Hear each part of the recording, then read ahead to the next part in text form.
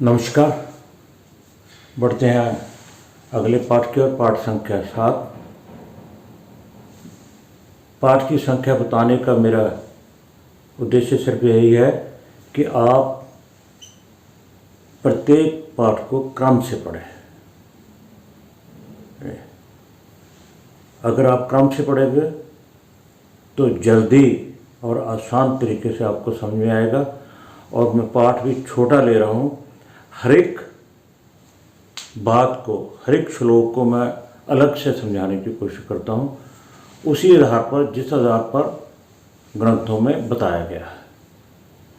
मैं सभी को मिक्स करने की कोशिश, पाठ छोटा जरूर हो सकता है और इनकी गणना जो है, गिनती जो है जरूर बढ़ सकती है, परंतु आपको समझने में थोड़ी आसानी रहेगी और याद करने में भी आसानी रहेगी। आज जो हम बात करेंगे, कार्य विशेष के लिए वर्जित तिथियां।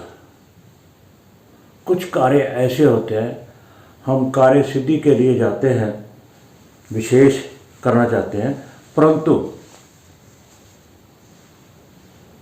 कुछ कार्य वर्जित हैं। उस दिन हम कोई शुभ कार्य करना है, परंतु वो तिथि है, तिथि और बार को हमने पहले से ही देखना है, परंतु कुछ विशेष कार्यों के लिए विशेष तिथियां हैं जो कि वर्जित हैं। जैसे षष्ठी, तेल लगाना,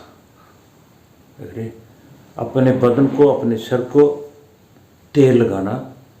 अगर तिथि षष्ठी है तो तेल लगाना वर्जित है। इन दोषों के परिहार में भी श्लोक है, उनकी बात अलग से करेंगे। अगर ऐसी तिथि पड़ गई तो उसे परिहार के लिए हमें क्या करना चाहिए, उसके लिए अलग से श्लोक है और अलग से पाठ दिया जाएगा। षष्ठी यानी 6वीं तिथि, छठी तिथि हो और उस दिन हमें तेल नहीं लगाना चाहिए बदन में। अष्टमी, अगर अष्टमी तिथि पड़ गई तो जो नॉन वेज खाते हैं उनको से आग्रह है कि कम से कम अष्टमी को वो मांस आदि ना खाएं। बाकी दिन खुले हैं, आप खा सकते हैं, कोई रोकता नहीं है, परंतु अगर अष्टमी है, एक चीज़ का आपको पता चल गया भी इस कार्य से ये बुरा काम होता है, ठीक नहीं है, तो उस समय त्यागने की कोई बुरी बात नहीं है, उसको त्याग कर देना चाहिए। अगर फिर भी आप जानबूझकर भी आप करते हैं तो इसमें दोष आपका है और उस दोष का जो है परिणाम भी आप ही को भुगतना होगा। छठी को तेल, अष्टमी को मांस और चतुर्दशी को क्षौर। चतुर्दशी 14 तारीख है ना, उस दिन बाल नहीं काटने चाहिए, शेव आदि नहीं करवानी चाहिए, है ना, बाल वगैरह नहीं कटवाने चाहिए। लोग कहते हैं कि इन भ्रमों में नहीं पड़ना चाहिए, तो मेरा प्रश्न यह है कि क्या शास्त्र हमें भ्रम में डालते हैं? जो शास्त्रों में श्लोक दिए हैं क्या वो भ्रम है? जो ये भ्रम सी समझते हैं कि भ्रम है, उनको इन पाठों को सुनना ही नहीं चाहिए, इन और जाना ही नहीं चाहिए। चतुर्दशी को क्षौर, 14 को शेव वगैरह, बाल वगैरह नहीं कटवाने चाहिए।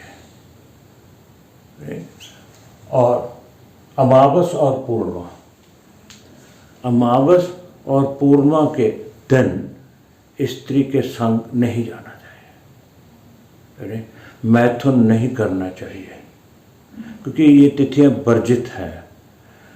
अमावस और पूर्णिमा ही नहीं, जब भी कोई आपके घर में शुभ कार्य हो रहा हो, कोई भगवत गीता, रामायण या कोई और त्यौहार मनाया जा रहा हो, या जो हम पर्व हैं हमारे, वो पर्व हों, उन पर्वों के ऊपर भी या विशेष दिनों के ऊपर भी आपको ऐसा कार्य मैथुन नहीं करना चाहिए स्त्री साथ।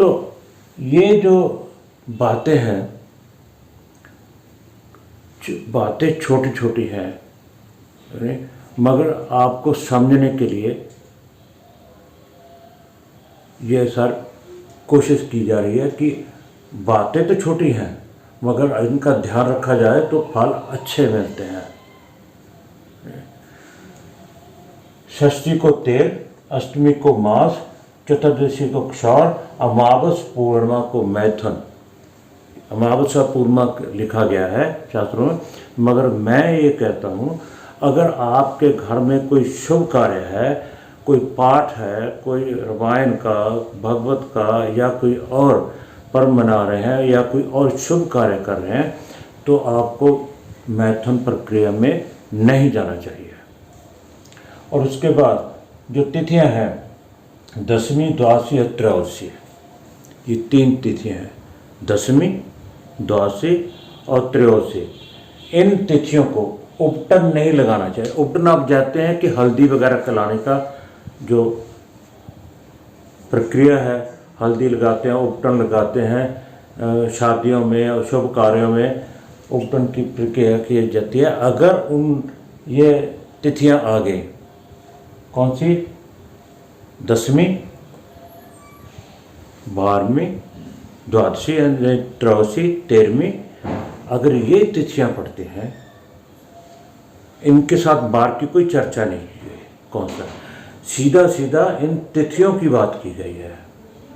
दशमी, द्वादशी और त्रयोदशी को उपटन, जिनके हल्दी की उपटन, हल्दी वगैरह लगाते हैं ना, क्रिया करते हैं, विवाह शादियों से भी पहले कहते हैं और शुभ कार्यों में भी कई बार करते हैं, तो उपटन की जो रस्म है वो नहीं करनी चाहिए, विचार करना चाहिए।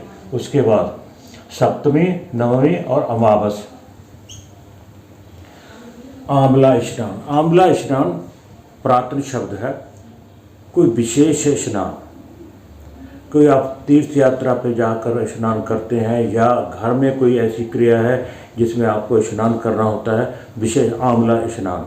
आंवला स्नान वैसे तो आयुर्वेदिक में भी इसकी बहुत बड़ी चर्चा है, परंतु ज्योतिष के हिसाब से जो विशेष स्नान किया जाता है, किसी विशेष कार्य के लिए, विशेष पर्व के लिए स्नान करते हैं, उनके लिए ये सप्तमी, नवमी और अमावस, ये जो तिथियां हैं ना, इनका विचार कर लेना चाहिए। अगर ये पड़ती हैं तो ये वर्जित है। तो हमारा विषय था कार्य विशेष के लिए वर्जित तिथियां। ये योग नहीं है, सिर्फ तिथियों की बात की गई है। षष्ठी, अष्टमी, चतुर्थी, अमावस, पूर्णा, दशमी, द्वादशी, त्रयोदशी, सप्तमी, नवमी और अमावस। ये सिर्फ तिथियां, बार कोई अगर ये तिथियां आ गई तो ये कार्य नहीं करने हैं। षष्ठी को तेल, अष्टमी को मांस, चतुर्थी को क्षौर, अमावस्या, पूर्णा और शुभ पर्वों के लिए मैथुन, दशमी, द्वादश और त्रयोदशी को उपटन, सप्तमी, नवमी और अमावस को आंवला स्नान। इन सभी का ध्यान रखना चाहिए।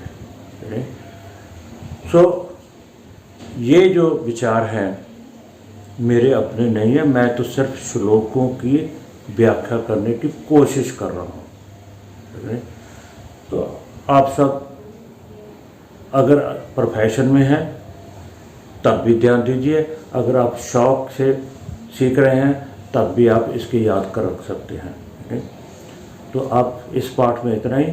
आप सबका बहुत बहुत धन्यवाद। कृपया मेरी वीडियो को लाइक, शेयर और सब्सक्राइब जरूर कीजिए। अगर अभी तक सब्सक्राइब नहीं है तो ज़रूर कीजिएगा प्लीज़। आप सबका एक बार फिर से धन्यवाद।